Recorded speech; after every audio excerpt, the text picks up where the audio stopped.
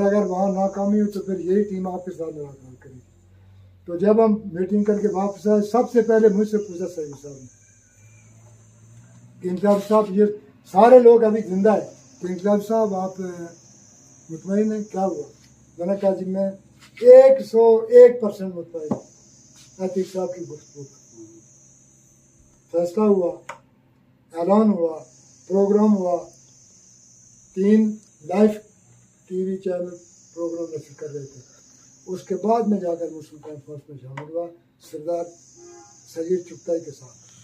फिर मुस्लिम कॉन्फ्रेंस का मैं जनरल सेक्रेटरी बना हल्के का। मैं बहुत अरसा सोचता रहा कि यार ये लोग मुझसे ये सवाल क्यों नहीं करते कि जनाब आप कितनी सख्त ज़ुबान इस्तेमाल करते थे मुस्लिम कॉन्फ्रेंस के खिलाफ, तो आज आप सरदार अतीक की तारीफ करते हैं।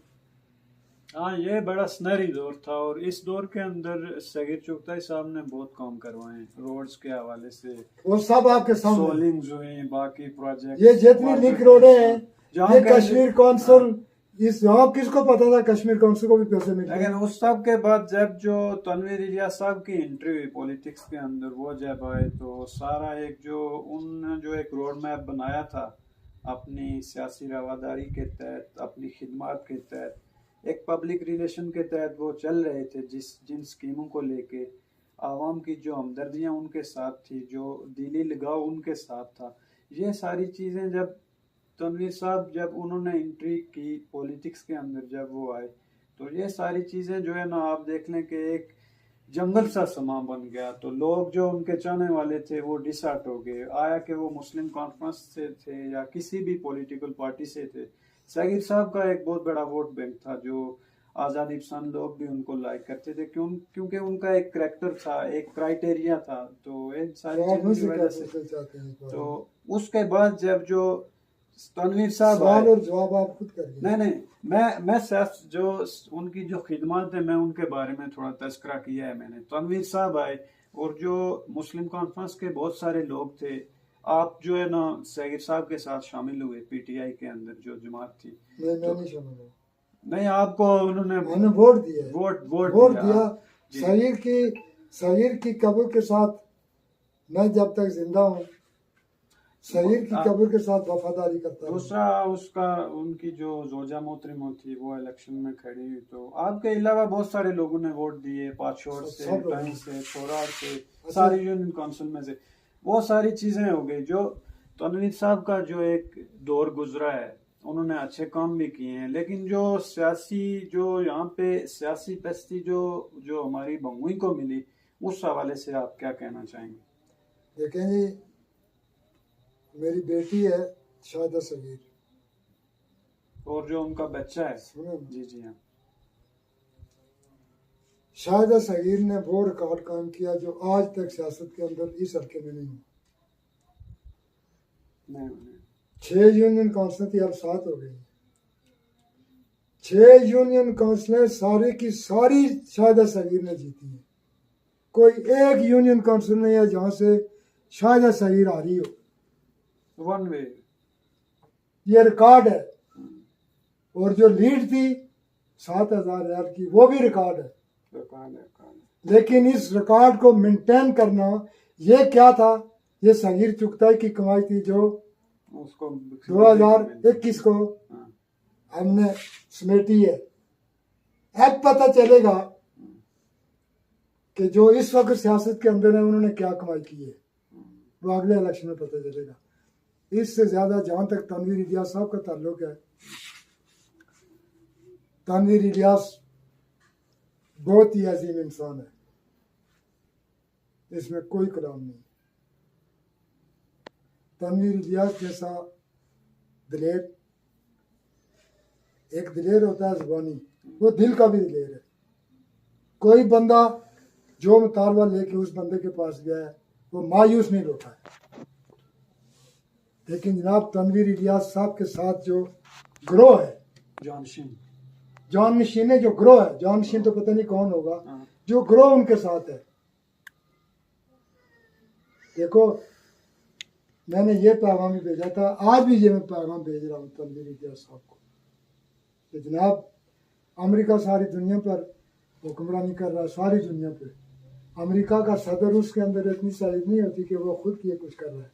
उसके पास थिंक टैंक्स है जो उसकी गवर्नेंस के नकाश निकालते हैं, और एक ऐसा ग्रुप है जो उनको सीधे रास्ते पे लगाता है।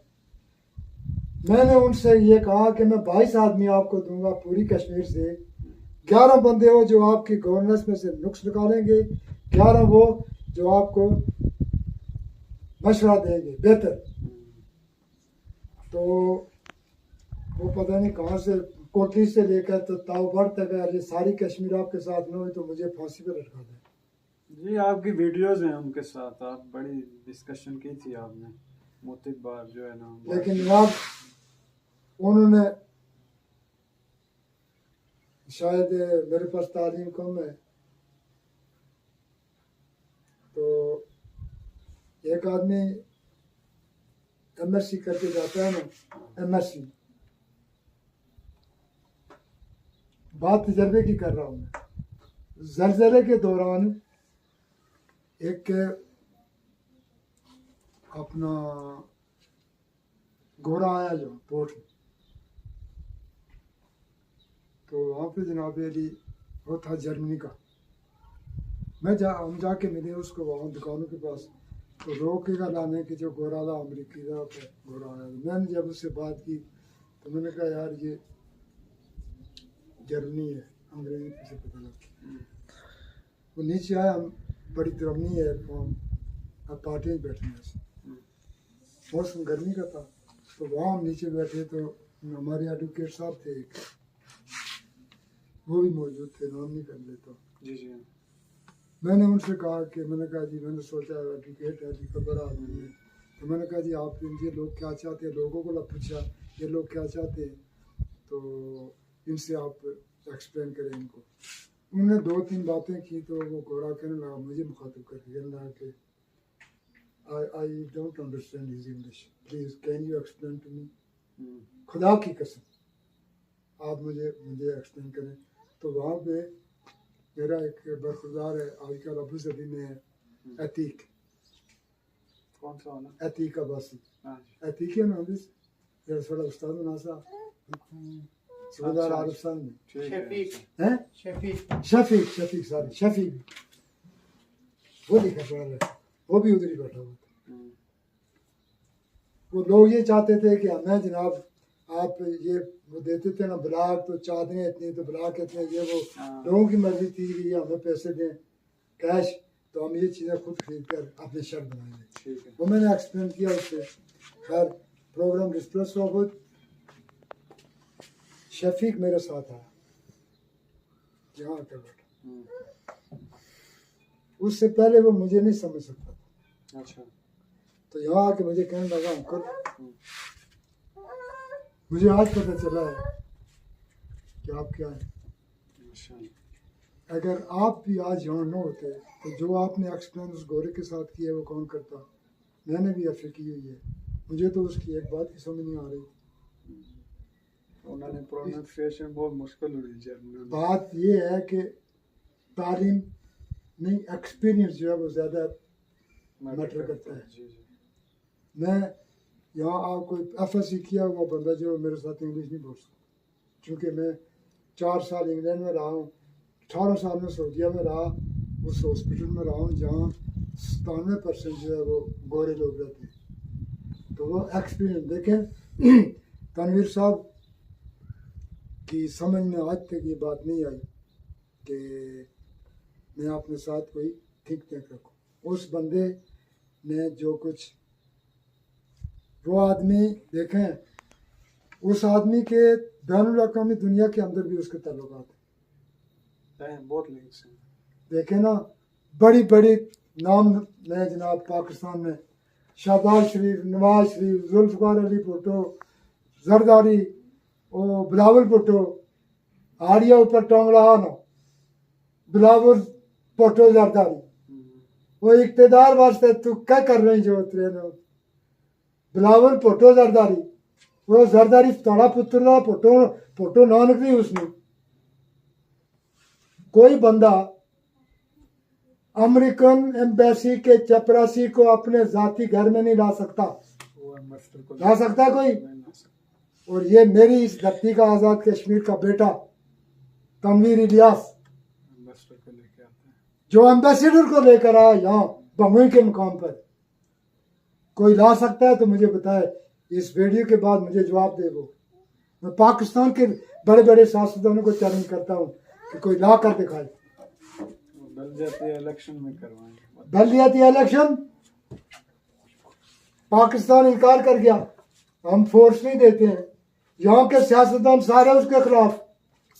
उसने कहा मेरी अवाम सिक्योरिटी का ड्यूटी सर अंजाम देगी। कोई एक फायर के बगैर पूरी आज़ाद कश्मीर में तनवीर इलियास ने इलेक्शन करवा के दिखा दिए। कोई है कर सकता है? फिर तनवीर इलियास जब वज़ीर आज़म था, 5 अरब रुपया सऊदी अरब ने बराह रास्त पाकिस्तान को बाईपास करके आज़ाद कश्मीर गवर्नमेंट के लिए भेजा कि आप जितने स्कूल आपके आज़ाद कश्मीर के अंदर जितने स्कूल हैं उनमें बच्चों को मुफ्त किताबें लेकर दें। और मजीद पैसा पाइपलाइन के अंदर था। और एक साजिश के तहत तनवीर इलियास को पाकिस्तान की एजेंसियों ने इन्होंने मिलके सरदार तनवीर इलियास को जनाब इक़्तिदार से हटाया। तो दूसरा जो समाजी हवाले से जो आपकी खिदमत हैं, जो एज ए सोशल वर्कर अपने इलाके के लिए और समाजी हवाले से जो बात, इस तरह जो आवामी एक्शन कमेटी आज़ाद कश्मीर है, उसके साथ भी आप शानम शाना धूप में बारिशों में सड़कों पे चौराहों पे खड़े रहे, आवामी हकूक़ की तर्जमानी की। तो दूसरी तरफ आप जो जहाँ कहीं भी देखते हैं किसी मजलूम को, जहाँ पे आवाम की बात होती है, आप शानम शाना नौजवानों के साथ उनकी आवाज़ बनते हैं। तो मज़ीद होने वाला कल प्रोग्राम भी है इस हवाले से। जो लोग इस अर्ज ये है कि आवामी एक्शन कमेटी जो है ना, ये बड़ी लंबी डिबेट है, लेकिन चूँकि वो समराइज कर लें थोड़ा इसको। इस वक्त आज़ाद कश्मीर के अंदर 2 जमातें हैं, मज़ामतकार और सहूलतकार। जी जी हाँ, मज़ामतकार वो हैं जिसे आवामी एक्शन कमेटी के साथ जो लोग चलते हैं। ठीक है। सहूलतकार वो हैं जो आवामी एक्शन कमेटी के लोगों को कहते थे ये राह के एजेंट हैं। आज जब उनके पास बिजली का बिल 3 रुपये यूनिट के हिसाब से उनके सामने आता होगा, तो वो उसे देखकर उस पर लिखा हुआ ये पढ़ते होंगे कि वो राह के एजेंट नहीं थे, वो गद्दार नहीं थे, हम राह के एजेंट थे और हम गद्दार थे।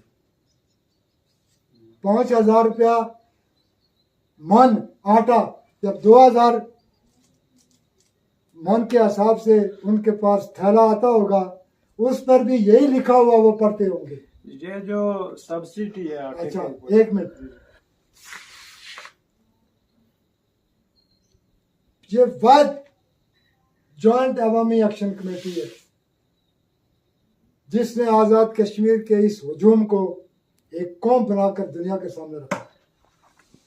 हमें ताने देते थे पाकिस्तानी कि कश्मीरी ये है जनाब, कश्मीरी आने तफसीदा ठुस करसी। आज सारी दुनिया आज़ाद कश्मीर के इन कश्मीरियों को ये कहती है कि लोगों को ये कहते हैं कि देखो कश्मीरियों ने बगैर कोई हथियार उठाए एक कौम बनकर अपने मकासद को हासिल किया है। आज पंजाबियों को ताना देते हैं। मैंने खुद खुदा की कसम फेसबुक पे देखा है, पंजाबी लड़का है, वो पंजाबियों को कहता है सलूट करो इन कश्मीरियों को, तुम क्यों नहीं बोलते हो, सारे जुल्म सह रहे हो, मजलूम बनकर बैठे हुए हो, तुम क्यों नहीं बोलते हो, तुम्हारे साथ क्या कुछ हो रहा है। तो जनाब अवामी एक्शन कमेटी वो सियासी नहीं है, पब्लिक वो प्लेटफॉर्म। पब्लिक प्लेटफॉर्म है। वहाँ कोई ओहदेदार नहीं है, न कोई सदर है, न जनरल सेक्रेटरी है, न खजानची है। वहाँ जितने लोग उसके अंदर हैं वो सारे बराबर हैं। और वो वाद एक सिस्टम है जिसने ना किसी को बाग वाला बनाया, ना किसी को रावला कोट वाला बनाया, ना किसी को फुलंदरी वाला बनाया, ना किसी को थोराड़ वाला बनाया, ना मुजफ्फराबाद, ना मीरपुर, ना कोटली, सारे डिवीजन ना मुस्लिम कॉन्फ्रेंस, ना नून लीग, ना पीपल पार्टी, ना JKPP, ना जमात इस्लामी, ना जैके कुछ नहीं, ना किसी फिरका, एक कौम एक एक कौम एक कौम बनाकर दुनिया के सामने रखा है। मैं आपके तवस्सुत से भी मैं उस कमेटी को, जॉइंट एक्शन कमेटी, उसको मुबारकबाद पेश करता हूँ। और दूसरी बात, कल का प्रोग्राम जनाब शान शौकत के साथ होगा, हम जाएंगे। और आखिरी बात, ये जो है ना जनाब, जो 47 में एक करारदाद पास हुई थी और उसमें नारा दिया गया था इलाके पाकिस्तान, जी जी मैं आज भी उस नारे का हूँ, इलाके पाकिस्तान का। जी जी इलाक का मतलब क्या है? हमारे पास कोई दूसरा ऑप्शन नहीं है। पाकिस्तान आज भी हमारा बड़ा भाई है, खुद मुख्तारी के बाद भी हमारा बड़ा भाई होगा। एक बंदा कश्मीर का कोई ऐसा है कश्मीरी जो ये समझता हो, जिसके जहन में ये किसी कोने में ये बात हो कि हम पाकिस्तान के साथ दोस्ती छोड़ देंगे और हम इंडिया के साथ दोस्ती करेंगे, नहीं, कोई नहीं, कोई नहीं है। कोई ऐसा नहीं है। बात सिर्फ इतनी है कि मेरी इस आज़ाद कश्मीर के खित्ते में हमें ये इजाज़त दी जाए कि हम इसकी तामीर तरक्की आज खुद करें। एक और चीज़ है, जिस तरह हम खुद कफील के वो लोग काम कर रहे हैं, पौधे लगा रहे हैं, सब्जियां लगा रहे हैं, काश्तकारी कर रहे हैं, तो इन सारी चीज़ों को हम पीछे छोड़ के लोग शहरों का रुख कर रहे हैं, इस्लामाबाद, रावलाकोट, बाग।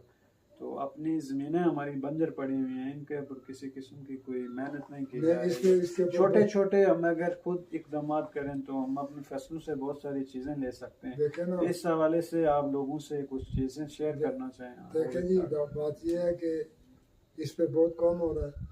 हाँ जी, खुद कफील तहरीक के हवाले में जी जी बहुत सारी ये तंजीमें 3-4 काम कर रही हैं और लोग आगे बढ़ रहे हैं, इसमें प्रोग्रेस भी बहुत हो रही है। लेकिन ताख़ीर क्यों है? महकमा ज़राअत की वजह से। महकमा ज़राअत, जितने महकमे हैं सब के सब, कोई महकमा अपनी जिम्मेदारी को जिम्मेदारी नहीं समझता। आते हैं, सारा दिन बैठे रहेंगे, तनख्वाह लेने के लिए आ जाते हैं बस। महकमा ज़राअत जो है, ना हमें वक्त पे बीज मिलता है, ना वक्त पे हमें खाद मिलती है, ना हमें स्प्रे मिलती है। और बीज और खाद अगर आती भी है तो जनाब वो मार्केट की रेट से वो ज़्यादा पैसे हमसे देते हैं। वो थोड़ा सा लेवल अपर लेवल में चला जा, जिस तरह आप खुद कर रहे हैं अपनी मदद आपके तहत, अपने खेतों में आगे पीछे आपने पौधे लगाए हुए हैं। इस तरह अगर मुझ जैसा आदमी, जो हमारी ख़वातीन हैं घरों के अंदर, थोड़े लेवल पे, एक छोटे कम लेवल पे अगर वो करें तो हम लोग अपनी सब्जियां उगा सकते हैं। हमारी ज़मीनें जो हैं ये बहुत ज़्यादा ना, ज़मीनों के अंदर हम कोई चीज़, कोई भी बीज बोते हैं तो उसमें से बड़ा अच्छा फलदार दरख्त निकल आता है। तो लेकिन हम लोग ऐसी चीज़ें करते नहीं हैं। देखे ना, नहीं करते हैं तो फिर ये करने के लिए तो हमें बाहर से तो कोई नहीं आएगा ना। हमें खुद घरों के अंदर मोटिवेट करना चाहिए। एक वॉइस थी एक आदमी की जी जी कि जी घरों में करी दा मक्का नहीं रोटी खानी, करी दा मक्का नहीं रोटी आज बड़े नसीब वाले लोगों को मिलती है। मेरे बाप की ज़मीन है, मैं उसमें काश्त करता हूँ, भैंस मैंने रखी हुई है। कड़ी जो है वो लस्सी की बनती है, कड़ी पौने को नहीं बनती। लस्सिया वास्ते दूध चाहिए, दूध वास्ते जानवर चाहिए और रखना पाना तो उसने गोबर संभालना पाना तो लस्सी तो कड़ी तो मक्कानी रोटी खाना। तो मैं कड़ी तो मक्कानी रोटी खाना मैं बहुत बड़ा अपने आप की खुश नसीब समझना। तो मैं आ कि मैं असा इससे ज़मीनों भी जनाब अली पैदा करी तो खाने भी आसे दीगो जरूरियात जिंदगी भी हिस्सा भी पूरी होनी आसे। आज कुड़ियाँ चाहनियाँ रिमोट कंट्रोल है जनाब, आज कोई मशीन ला भी नहीं चाहिए जी रोटी भी खुआए, तंदूर भी है, बटन ऑन कर तंदूर ऑन हुई है, रोटी उसका ना लगाए बस खाओ। तो फिर इस तरह बंजर हो जाए लेना। तो नौजवानों के लिए मेरा ये पैगाम है कि नौजवानों, मुझे उस दौर में जब मैं तहरीक अमल में था तो मुझे एक टाइटल मिला था ये कि ये नौजवानों का लीडर है। मैं आज भी, मेरे अंदर वही जज्बा है। फिजिकली तौर पे ठीक है, 80 साल मेरी उम्र होने वाली है, कमज़ोर हो गया हूँ, लेकिन ये है कि नौजवानों के लिए मेरा ये पैगाम है कि अपनी नीयत दुरुस्त रखें, अपना टारगेट को अचीव करने के लिए उसको सामने रखें कि हमने किस टारगेट को अचीव करना है। रास्ते में जो भी रुकावटें आती हैं उनको खातिर में न लाएं, आप अपनी मंजिल की तरफ अपना सफ़र जारी रखें। और दूसरी बात आखिरी ये कि मैं 80 साल मैंने ग़ुलामी की गुजार दी है। नौजवान ग़ुलामी से अपने आप को आज़ादी की तरफ लेकर जाए, और पाकिस्तान हमारा बड़ा भाई है, हम पाकिस्तान के खैर ख्वाह हैं। पाकिस्तान पर जब भी कोई बात आएगी हम आप अपने खून का आखिरी नजराना भी पेश करेंगे। लेकिन जिस तरह एक बाप अपने बच्चों को ज़मीन अलाट कर देता है और उनको ये इजाज़त दे देता है कि भाई आप अपनी मर्ज़ी से इसमें ज़राअत करें, दुकानें बनाएं, मकान बनाएं, हमें पाकिस्तान से ये इजाज़त चाहिए कि हम अपनी इस सरजमीन में, मेरे 22 लाख कश्मीरियों के डारे जहाँ हैं, हम अपनी इस खित्ते की तामीर और तरक्की खुद करें। 3 साल हमें चाहिए, ये 3 साल के अंदर ये स्विट्ज़रलैंड बना देंगे, और उसके बाद हम अपने बड़े भाई पाकिस्तान की मदद करेंगे, माली मदद करेंगे।